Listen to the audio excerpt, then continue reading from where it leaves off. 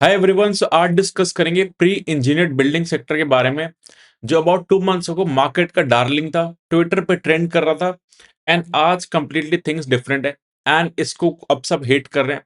Stocks downfall में। EPACK prefab के जब नंबर्स आए थे बहुत पिटाई हुई, बट इंट्राक के जब नंबर आए तो ईपैक प्रीफैब में रैली आई। सो क्या चल रहा है and is the game over for this sector? Will discuss, so let's start. As you can see on the screen, जब ईपैक प्रीफैब के नंबर्स आए थे तो स्टॉक में मेजर डाउनफॉल है एंड ऑल टाइम हाई से तो काफी करेक्टेड है। Not just with this particular sector, सबकी पिटाई हुई है। एंड जब इंटरैक्ट के नंबर्स आए थे तो इसमें वी सॉ रैली।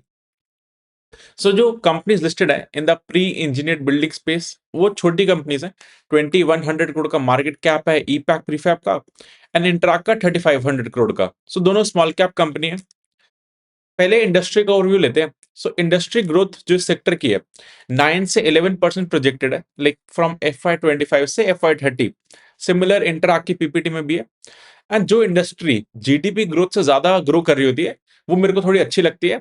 बिकॉज अगर जीडीपी ग्रोथ से जितना भी आप ग्रो नहीं कर पा रहे, then what's the point of doing the business. And इस इंडस्ट्री में मतलब क्यों ये प्रेफर करते हैं pre engineer building? So if you see, pre engineer building होती कौन सी है? सो ये एक स्टील टाइप स्ट्रक्चर होते हैं, एंड जो आप स्क्रीन पे देख रहे हो these type of buildings are there. ये इजी टू बिल्ड होती हैं, लेस टाइम पे बन जाती हैं एंड लेस कॉस्ट पे।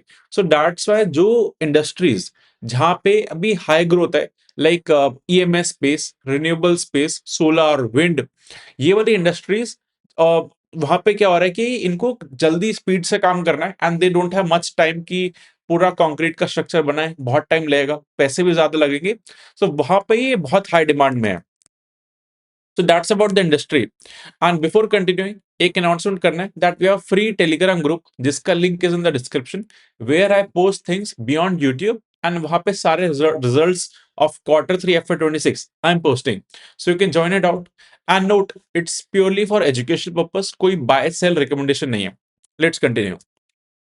सो ईपैक प्रीफैब के अगर आप क्लाइंट्स देखोगे, सो वारी, सफारी, सेंचुरी प्लाई, जेके टायर, सो सारे बड़े ग्रुप्स इन दोनों कंपनीज के साथ काम कर रहे हैं। लाइक पीईबी सेक्टर में और भी दो कंपनीज लिस्टेड है, Pennar and MEB. Will discuss also them जब उनके रिजल्ट्स आएंगे। तो इसके पहले नंबर पे आते हैं ईपैक प्रीफैब के। सो ओवरऑल सेल्स इनका 22% ग्रो करा है year on year, Q3 FY 26 versus last year से। 9 मंथ बेसिस पे 31% का ग्रोथ है। सो ऐसा नहीं है कि ग्रोथ नहीं है। जिस एनवायरमेंट में अभी बाकी इंडस्ट्री स्ट्रगल कर रही है, पीबी सेक्टर में ग्रोथ है। Then profit after tax level पे देखोगे तो 45% का Q3 वर्सेस Q3 का ग्रोथ है, एंड 9 मंथ लेवल पे 58% का। सो नंबर्स अच्छे हैं, ऐसा कोई दिक्कत नहीं है। विल डिस्कस प्रॉब्लम हुआ क्या। इनका रिटर्न ऑन इक्विटी भी देखोगे 20-21% के, विच इज फेयर। अगर ये लोग 20-21% ग्रो कर रहे हैं, 20 का आरओई है, तो सस्टेनेबल ग्रोथ रहता है। अब आते हैं कि इनकी मैनेजमेंट ने हाईलाइट करा था कि ये इस फाइनेंशियल ईयर ये लोग 30-35% ग्रो करेंगे। तो मार्केट को एक्सपेक्टेशन था समथिंग 30% का नंबर, एंड दे गिव 22% का नंबर। सो पूरी कॉन कॉल में यही ग्रिल हो रहा था। And I would say con calls को रीड और लिसन करा करो, बहुत सारी इंसाइट्स मिलती है।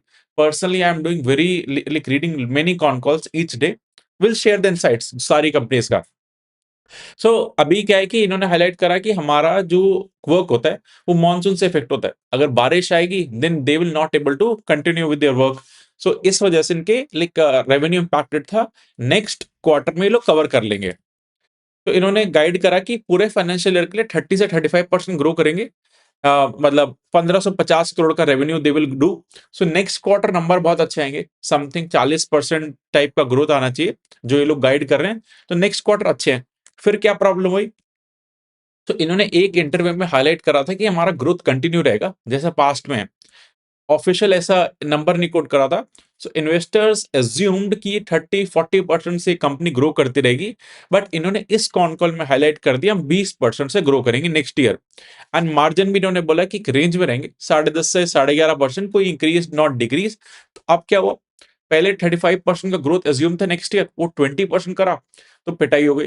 बिकॉज इंट्राक जो है वो 20% का ग्रोथ ही बोल रहा था, ये लोग ज्यादा बोल रहे थे। तो इसका जो पीई था, price to equity ratio, investors ने हाई कर दिया था। Let me show you. तो इसको ले गए थे 40 के अराउंड, 37 38। एंड जो इंटरैक्ट था वो इतना जा ही नहीं रहा था बिकॉज की मैनेजमेंट इतना गाइडेंस ही नहीं दिया था। मतलब ये पहले ही हल्के पे आ चुका था।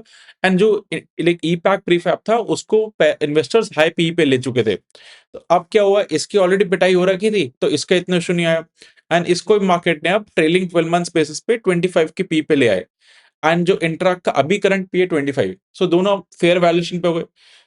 एंड अब बात है कि विल कंक्लूड दोनों का क्या कंक्लूजन है। सो इंटरैक्ट पे भी आते हैं।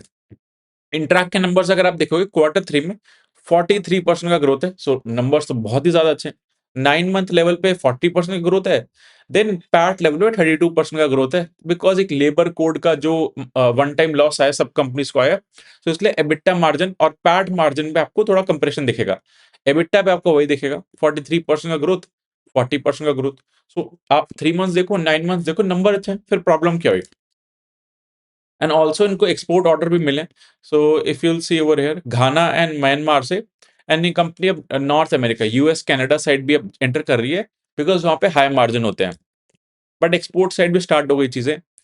सो इनकी मैनेजमेंट ने क्या गाइडेंस दिया था, FY 26 से, सॉरी FY 25 से FY 26 में ये लोग 17.5% ग्रो करेंगे। बट ऑलरेडी पता था कि हाई ग्रो करेंगे। देन मैनेजमेंट ने लाइक इंक्रीज करा था 20%। बट अभी आया कि लाइक ईयर ओवर ईयर लोग 30% ग्रो करेंगे FY 25 से FY 26। तो अपना गाइडेंस आउट परफॉर्म करा, वेरी गुड थिंग।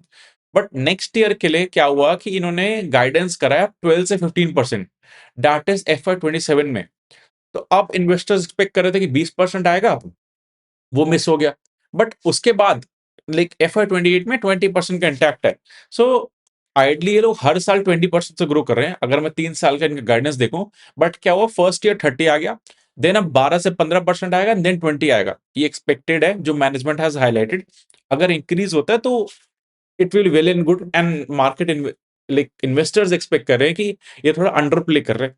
हो सकता है इनका नेचर है कि थोड़ा खुश करना मार्केट को, बिकॉज इनको पता है कि मार्केट में अगर आप ज्यादा एक्सपेक्टेशन रख दो फिर मिस मैच होता है तो बहुत पिटाई होती है। तो ये थोड़े कंजर्वेटिव चलते हैं। एंड ई पैक प्रीफैब की मैनेजमेंट को भी समझ आ चुका है कि अगर ज्यादा बड़ी गाइडेंस देते हो फिर नहीं नहीं मीट करो तो बहुत पिटाई होती है। सो प्रॉब्लम क्या हुई, अब इनका नेक्स्ट ईयर का गाइडेंस है 12 से 15%, ई पैक का है 20%। सो ई पैक का पहले 40 एक्सपेक्ट कर रहे थे, उसका 20 हुआ। इनका एक्सपेक्टेड था कि 20 ही आएगा बट इनका 12 से 15 आया। तो ई पैक अब ज्यादा अच्छा लगने लग गया। बट एक और थिंग हुई है जो इंटरैक्ट में इशू कर रहा है। इन्होंने पहले गाइड करा था कि ऑपरेटिंग लेवरेज मिलेगा इनको, मतलब इनके मार्जिन 9% के अराउंड है, ये डबल डिजिट में एंटर करेंगे। तो अगर 20% से सेल्स ग्रोथ कर रहे हैं एंड इनको ऑपरेटिंग लेवरेज मिल रहा है, दैट मीन्स इनका पैड ग्रोथ थोड़ा ज्यादा आएगा, तो वो एक अच्छी डील लग रही थी। बट अभी क्या हुआ है, इन्होंने अपना जो केपेक्स प्लान है वो प्रीपोन कर दिया बिकॉज इनके पास कैपेसिटी खत्म हो रही है। सो अगर ये लोग केपेक्स करेंगे तो इनके मार्जिन पे कंप्रेशन आएगा बिकॉज खर्चा स्टार्ट हो जाएगा। तो इसलिए कोई ऑपरेटिंग लेवरेज गाइड नहीं करा। नेक्स्ट ईयर 12 से 15% का ग्रोथ का गाइडेंस दिया। सो इसलिए कोई खास डील नहीं लग रही। एंड जो प्री इंजीनियर्ड बिल्डिंग स्पेस है, ऑल्दो दे से कि हाँ एक स्पेशलाइज्ड चीज है, it's not a commodity play, but मोटा मोटा कमोडिटी टाइप ही है। And I have learn the lesson hard way कि इन कंपनीज को ज्यादा पी नहीं देना चाहिए। 24-25 का पीस ठीक है, लेकिन 20% ग्रोथ मिल रहा है, then it's a fine deal. So अभी at this point of time दोनों जो है E pack and interact, like अब ठीक है, वैल्यूएशन करेक्ट हो चुका है। एंड ग्रोथ अगर 20% आएगा it's fine deal, not a very attractive deal considering ये दोनों कंपनीज में कॉम्पिटिशन बढ़ रहा है इन टर्म्स ऑफ नए प्लेयर्स आ रहे हैं। एंड इंट्रैक्ट की मैनेजमेंट ने हाईलाइट करा है कि मार्जिन हम इतने इंक्रीज नहीं कर सकते ज्यादा, हमें ऑपरेशनल एफिशिएंसी से इंक्रीज करने हैं। मतलब कस्टमर से ज्यादा चार्ज नहीं कर सकते बिकॉज प्राइसिंग पावर नहीं है। एंड हमें अपना इंटरनल इंप्रूवमेंट करेंगे तभी हमें ऑपरेटिंग लेवरेज मिलेगा। सो इसलिए कंपटीशन इज देयर। बट हाँ डील्स फाइन है, ऐसा कोई नहीं है सेक्टर में कोई दिक्कत चल रही है। इट्स समथिंग अब रीजनेबल वैल्यूएशन पे एक रीजनेबल ग्रोथ है। अगर कोई अनएक्सपेक्टेड अपसाइड रेवेन्यू का नंबर आता है, पैट का नंबर आता है, then it would be a surprise. But now these deals are fine. Hope you got a clarity. Let me know in the comment section if you have any question. Thank you.